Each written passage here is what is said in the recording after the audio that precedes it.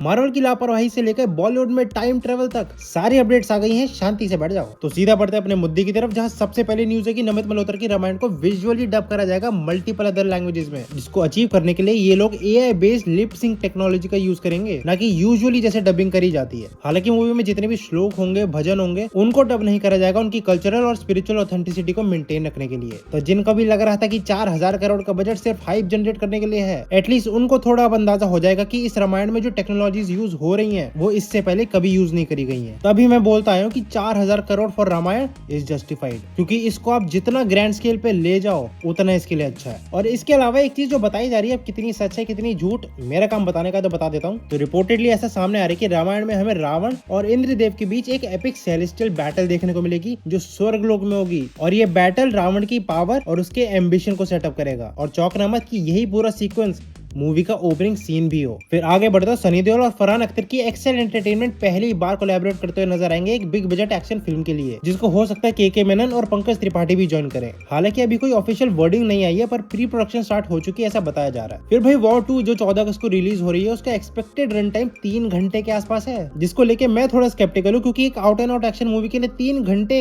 जिसमें स्टोरी और लॉजिक दोनों की भारी मात्रा में कमी लग रही है इसका ट्रेलर देखने के बाद। तो आई होप कि वो 3 घंटे हमारे लिए इंग्लिश वाले सफर का कारण न बन जाए। और क्योंकि ये स्पाइवर्स है, तो एक पोस्ट क्रेडिट सीन भी हमें देखने को मिलेगा, जो इस यूनिवर्स की अगली film alpha starring Alia Bhatt शरीरी वाग को सेटअप कर देगा। फिर ऐसा बोला जा रहा है कि वरुण धवन को जितना स्क्रीन टाइम स्त्री 2 में मिला था, उससे ज्यादा थामा में देखने को मिलेगा, क्योंकि भेड़िया वर्सेस एम्पायर की एक फुल फ्लेजेड बैटल हमें देखने को मिलेगी, जिसके लिए काफी बड़ा सेट पीस भी इन्होंने तैयार करा था मुंबई में, जिसकी कुछ टाइम पहले आई थिंक फोटो भी वायरल हुई थी। और फिर इवेंचुअली ये बैटल वरुण धवन की भेड़िया 2 को भी सेट कर देगी, जो अगले साल रिलीज होने वाली है। फिर आगे बढ़े तो भूत बंगला के बाद प्रिया दर्शन हैवान को डायरेक्ट करेंगे, स्टारिंग अक्षय कुमार एंड सैफ अली खान, जो मेरे हिसाब से आई थिंक टशन के बाद पहली बार साथ में काम करेंगे। और ये मूवी भी एक रीमेक है मोहनलाल की 2016 में रिलीज ओपम की, जिसकी शूटिंग कहा जा रहा है 23 अगस्त से स्टार्ट होगी कोचिन में। फिर भाई मेरी अभी तक ऐसी कोई वीडियो रही नहीं जिसमें मैडॉक फिल्म्स की बात न हुई हो, मतलब भाई कब्जा ही कर रखा है इन्होंने। तो अब ऐसी सूचना मिल रही है कि रणवीर सिंह और मैडॉक का जो कोलैबोरेशन होने वाला है, वो कोई हॉरर कॉमेडी नहीं, बल्कि एक साई-फाई टाइम ट्रेवल मूवी होने वाली है, जो फिलहाल अभी काफी अर्ली स्टेजेस पर है। और इसको डायरेक्ट करते हुए नजर आएंगे बधाई हो और मैदान के डायरेक्टर अमित शर्मा। बस मैडॉक वालों से विनती इतनी सी है,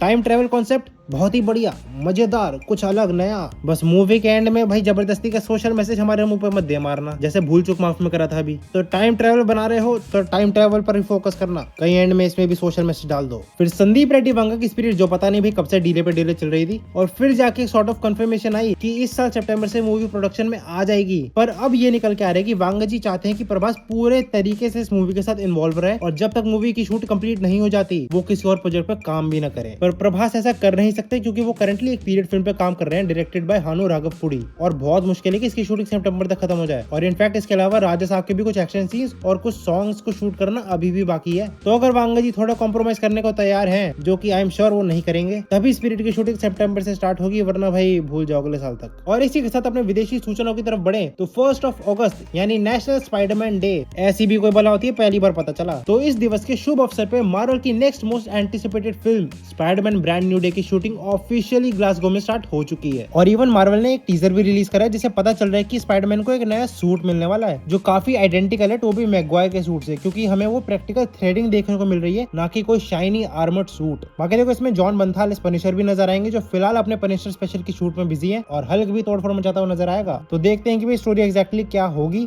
पर जस्ट इमेजिन, शूटिंग अभी अभी शुरू हुई है और इतनी भयंकर हाई मूवी ऑलरेडी जनरेट कर रही है। तो जरा सोचो जब तक ये मूवी रिलीज होगी भाई क्या ही हाल हो जाएगा मार्केट का। बाकी मार्वल वालों, ये जो लीक सामने आ रहे हैं इस मूवी को लेकर, वो भी हर मिनट कृपा है कुछ जुगाड़ कर लो इसका, क्योंकि जो HD high quality 4K crystal clear on set images आ रही हैं, मूड खराब कर रखा है इन्होंने। फिर भाई क्रिस हेम्सवर्थ एक सबमरीन थ्रिलर मूवी कर रहे हैं टाइटल सबवर्जन, जिसमें उनके अपोजिट लिली जेम्स नजर आने वाली है, और उसको डायरेक्ट करेंगे जर्मन फिल्म मेकर पैट्रिक वॉलरेथ। और अब आगे बढ़े तो हम जानते हैं कि रीबूटेड जेम्स बॉन्ड को डेनिस विल्लेन्यूव डायरेक्ट करेंगे, पर अब काफी सोर्सेस ये कंफर्म कर रहे हैं कि पीकी ब्लाइंडर्स के creator Steven night James bond के नए राइटर होंगे। तो अमेज़न वाले किस लेवल का सिनेमा बनाना चाह रहे हैं और कितना पैसा फूक रहे हैं, इन दो नामों को सुनकर आप अंदाजा लगा सकते हो। बाकी बोला जा रहा है कि जब तक इसकी स्क्रिप्ट कंप्लीट नहीं हो जाती तब तक जेम्स बॉन्ड की कास्टिंग नहीं होगी। फिर 2023 की इविल डेड राइज के बाद अब उसका एक सीक्वल आने वाला है टाइटल इविल डेड बर्न, जिसकी फिल्मिंग ऑफिशियली स्टार्ट हो चुकी है, और ये रिलीज होगी 24 जुलाई 2026 को। तो थोड़ा ये लोग आगे पीछे हो जाए अच्छा होगा, वरना 31 जुलाई को स्पाइडरमैन आ रहा है। जाल में फंसा लेगा, वो चालाक आदमी है। फिर रिपोर्टेडली ऐसा बताया जा रहा है कि मार्वल ऐसा सोच रहा है और थोड़ी थोड़ी बातें भी कर रहा है कि क्यों ना RDJ डॉक्टर डूम को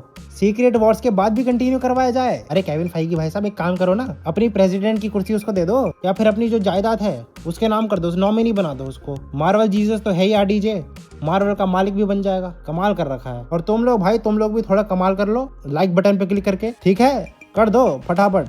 हाँ, बाय बाय।